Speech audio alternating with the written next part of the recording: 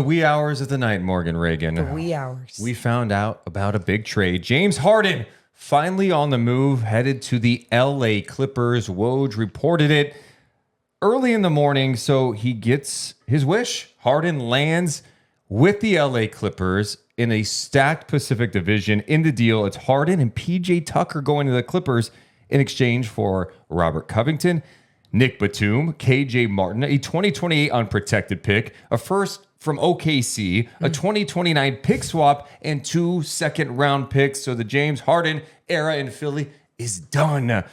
Let's start with this finally coming to an end. It's just an interesting thing to look at from a timing perspective, because you felt like, all right, this deal seems like it could have happened, I don't know, July, before the season? August, September, October, but there was like so much noise about, hey, the Clippers are not giving up Terrence Mann. Well, they didn't have to give up Mann in this deal, or Norm Powell. So they take the chance. The Clippers go all in on this 4 of Harden, Westbrook, George, and Leonard. What do you think of it? When I think about those 4, I go, I don't really like from a stylistic basketball standpoint. I don't get super excited. I think the individual talent of those 4 make me excited. And this is what I told Deuce. I said, what's scary about them is that when they have their health problems, they even have more top tier depth now. Yes. You know what I mean? Like they can depend on the next guy when another guy is sitting out for a month or a night. They can depend on the next guy if the other guy needs some rest or whatever it may be. And I'm not acting like it's perfect. Like we know that there's a few of these guys, and I think when I'm saying a few of these guys, I think we look at Harden and Westbrook when we think of aging guys, but they still have a lot to offer. Yeah, but all these guys, that's the thing. They're going all in, and that's the debate. Is it worth going all in on James Harden based on a track record? He's 34. Westbrook's 34. George, all these guys are in their mid-30s now. Yes. But they're also trying to achieve something they have not been able to do, and that's actually win a championship. That was the goal when they got Kawhi and Paul George years back. I think Harden's going to come in super engaged and ready. I think he was completely done, and I think he's going to be ready to buy in, at least at first. And that's what we say about Harden every time, and I think that's where it gets complicated. Is like, all right, what you said is dead on. Individually, God, I mean, how do you defend that? But there has to be a complete buy-in of, hey, if you don't have the ball, what are you doing? Yes. It can't be each one of those guys goes into ISO mode and guys are standing around. There has to be some creativity offensively, off-ball movement. Everyone's got to be engaged. And additionally, I think I'm a little concerned about the Westbrook dynamic, because if you remember, he played with Harden in OKC. I mean, in Houston. Yeah. Well, and in OKC. Yeah. But in Houston toward the end, there was reports that he kind of wanted out because he didn't like playing with Harden. Westbrook has really bought into the Clippers. He looked really good there. I think he's done a good job pushing the pace, getting paint touches, being a facilitator. This is changing his role now in a major way. Yeah, changing his role in a major way. And I think when you talk about these ball dominant guys, you look at someone like James Harden and what he was doing in Philly. He started to adjusting his role, right? And he led the league in assists, to be fair, last year. There you go. Like him and Embiid in that pick and roll. They did it a lot. I mean, the numbers show that they did it a lot, and they executed a lot as well. So I think James Harden might be able to be in his best position yet as this playmaker if he accepts that role, and if he doesn't just jack up bullshit threes, fall back on his butt, and then doesn't get back on defense. And then again, you look at that lineup, you go, okay, Harden can score 40 to 50 in a game. George can get buckets. Yep. Kawhi can. Westbrook's still dynamic. That's some star power that's going to be really hard to defend. Yeah. And I think the other thing with this trade is, I know they gave up Covington and Batum and KJ Martin, who they liked. That's some length, right? Some versatility that they lose. But I don't feel like it impacted their depth. It's going to change things a little bit, but to add PJ Tucker to this mix, a vet who adds some toughness, who's been with Harden so many times now too along this journey. You could play some small ball with him, and then you keep Norm Powell, who can get buckets off your bench. And they did not want to give up Terrence Mann. They did not have to do that. So you look at this and this Zubats. lineup looks disgusting. I mean, they have Zubats, they have Plumlee too. Yeah. They seem like they have just a really solid rotation now. Now it's all about Ty Lue trying to get it all together and building that chemistry and seeing what it looks like. They also shipped away, like Morris, for example, someone who didn't even mention him. He wasn't even not even around the team, right? Yeah. Like his energy alone wasn't needed around this Clipper squad. So yeah, there's a lot of changes. And I think it would be naive just to sit here and be like, it's gonna work. But I also think for all the haters out there, That's what I'm saying. There's a lot of haters out there, whether you're a Westbrook hater, whether you're a Harden hater. I like the people that actually break down their game and what they're capable of doing now. Doesn't mean that they're a good team basketball player, but will they figure it out to try and push for that ring with this lineup?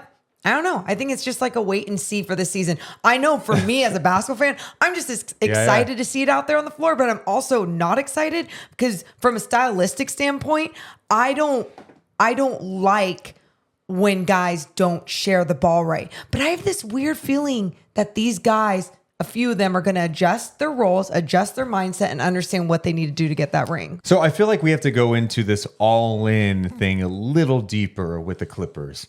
Because when we say all-in, it's not like, hey, they just acquired Harden, they gave up some pieces. It's looking at their contract situations going forward, where Harden's a free agent after this year.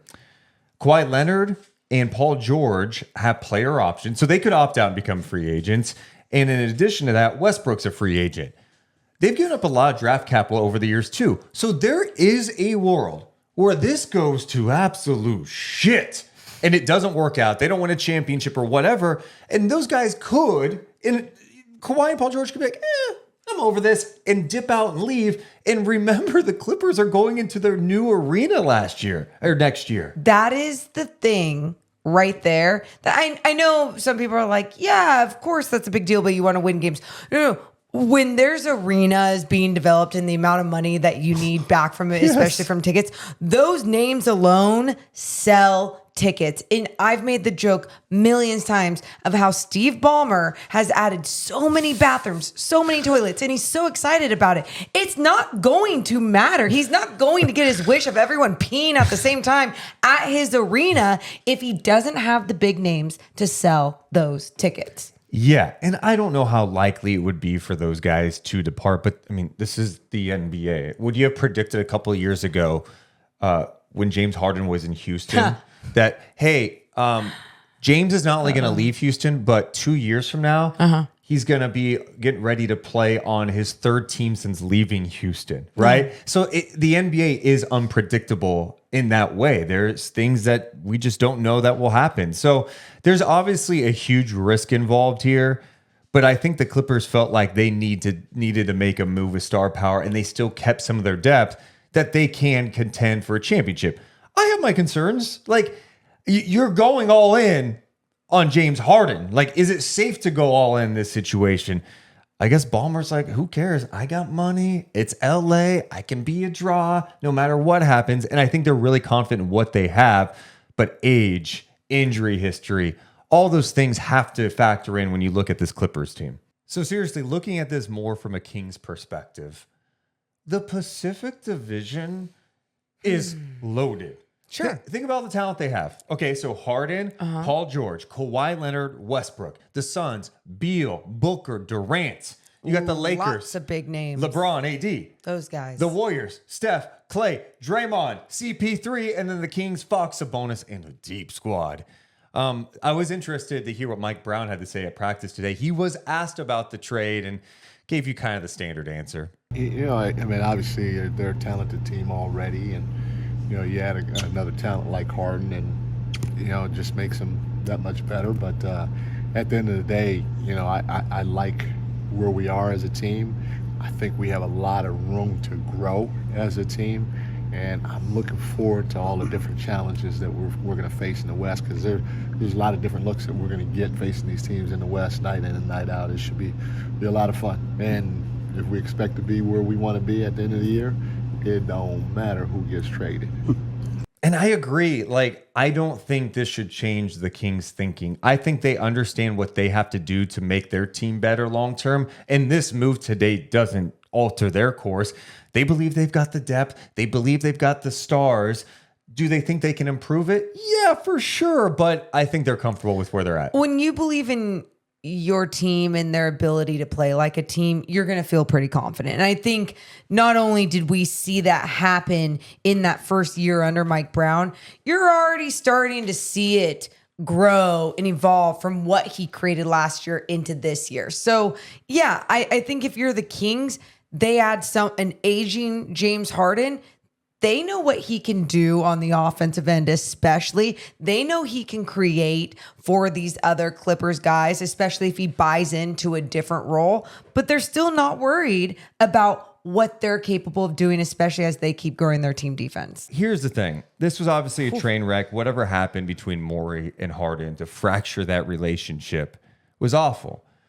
I think based on the fact that the Clippers were the only team really bidding for Harden, he didn't do that bad with this trade. Daryl Morey. Yeah, I mean, to get some of these picks out of the deal, I think that's the win. From a player perspective, you're going, these expirings, Morris, Covington, Batum, like KJ Martin's intriguing for them.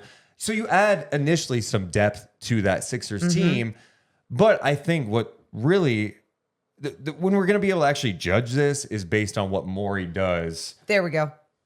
After this. That's is he packaging these picks for Levine? Does that even make sense? Is he in on Siakam or OG Anunoby? What kind of swing is he going to take with like that 2028 pick and then some of the picks the Sixers have and packaging expiring contracts? And maybe that's the next move. I also think just having Harden gone from this team is a good thing. Even if the guys on the team liked him, it was a distraction. It was a huge distraction. No, I mean, it was hanging over them. They're being asked about it. They're talking about that, all the time. The coaching staff, everything. And I think they already had the mindset like he's not going to be on the team. Like I don't care what everyone's going to say. But then you had all that the weird stopping him from getting on the team plane and all these other things, like just weird drama going on. And you're so right. Just not having that's going to be huge. But if I'm Joel Embiid, I'm still going. I think he knew at the end of the day, Daryl Morey wasn't about to get some huge star power. No, you couldn't. There was one team bidding, and that's why the Clippers just hung with it. They're like, we're not giving up Terrence Mann. We're not doing this. But what I will tell you, if Daryl Morey doesn't do something with all these expirings of picks, whatever, Joel Embiid, he's going to be the next guy to say, I'm dipping. Thank you. I completely agree with that. How could you not? I do think this really benefits someone like Tyrese Maxey, who's off to a really good start, and he's shown flashes, especially when Harden was gone last year. This allows him to grow in his role a little more. The guy's a super explosive scorer, still working on the playmaking thing, but he's a really talented player. And maybe that's why Morey is like, fine, I'll just do it. But about time that this has happened. Just do it. If you pout enough, James Harden, you'll get your way. And well, does that annoy you too? That it all does. Yeah, I guess. But you know what? He didn't have to trade him. He didn't have to trade him. This whole situation was just really annoying. And I think like a lot of people are going to be talking about that today. It's like James Harden with another team. Like this is his reputation. This is what he does. And yes, it is. And Daryl Morey is also an asshole, like in all of this, these people kind of suck to each other. Right. And so like, it was just an annoying situation to look at. You don't want to see that happen in basketball or people have this weird power hanging over other people. But that's why I'm glad that it's finally over. And James Harden, I don't even think we need to talk about his future yet. Let's see what he looks like with this new squad, getting back in shape again, doing what he needs to do out on the basketball floor. The other angle on this, Woj broke this story, and he beat Shams by like 38 minutes. I love that. Like in our NBA culture, that is fun and important to go back and look at. It was what in Pacific time, like 1 a.m., 2 a.m. So did Woj catch Shams sleeping last night? NBA Twitter reacted to Woj beating Shams on the Harden news. He beat him by an incredible 39 minutes. But the other story about this that's really insane. So I guess the timeline of this last night was Woj reported it, said there was a trade, but had no details of it. So apparently, Maureen, this is where it gets crazy. Apparently, Woj was waiting to get on a flight to go to LA. He finds out about the trade. he missed his flight to keep working on the details. So he's like, I'm not going. I'm just going to wait till I get the details, dude. Why? You can't outwork. Whoa, she's a robot. Stop. This is what needs to happen. There needs to be a crew and a camera crew on Shams, a camera crew on Woj, and we need to follow them in their every move for the rest of our lives, because that is the most interesting reality television I could ever receive. You realize that Shams is probably not going to sleep anymore. He's going, I missed that. I don't think he does sleep already. He was sleeping during that moment. Woj got him last night. What if he was like on a date or like just something? Have you read some of the profiles? He doesn't really have a dating life because of this. Now we're getting dark. Like, that's sad. Yeah. Anything for the story. Yeah, put your whole life into this career. Well, don't worry. There's never just a quiet day in the NBA. There's always something going on, but at least we know that the Harden saga is over for now until, a month from now. It's like, he's not happy with his role. We'll be talking about it. How do you think this is going to play out? What do you think about the Clippers now? Do you view them as legit title contenders? Who's the best team in the Pacific Division? I'm throwing a bunch of questions because I want you guys in the comments below. Hit the thumbs up. Make sure you're subscribed too.